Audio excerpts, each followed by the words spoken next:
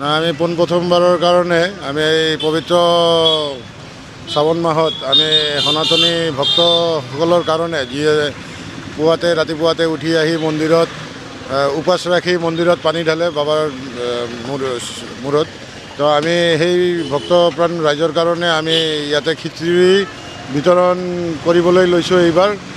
আৰু আমালোকে এইবাৰ মানে এটা সিদ্ধান্ত লৈছোঁ যে প্ৰত্যেক সোমবাৰে আমি বেলেগ বেলেগ মন্দিৰত, আজি এইটো দিলোঁ পাগলাস্থান আমাৰ শিৱ মন্দিৰত দিলোঁ, নেক্সট টাইম বেলেগ এটা মন্দিৰত আমি এই খিচিৰি প্ৰসাদ বিলাম। টাইম মানে আমি ৰাতিপুৱা যিমান সোনকালে হয়, আমাৰ এইবাৰ টাৰ্গেট আছিল আজি মোটামুটি 6:30 বজাত, কিন্তু আমাৰ অলপ পলম হৈ গ'ল। আমি কালি গুৱাহাটীৰ পৰা আহিছোঁ, আহাতে অলপ দেৰি হৈছে, সেইকাৰণে অলপ পলম হ'ম। কিন্তু নেক্সট টাইমৰ পৰা আমি মানে 6:30 পৰা দিয়া আমি ষ্টাৰ্ট কৰি দিম।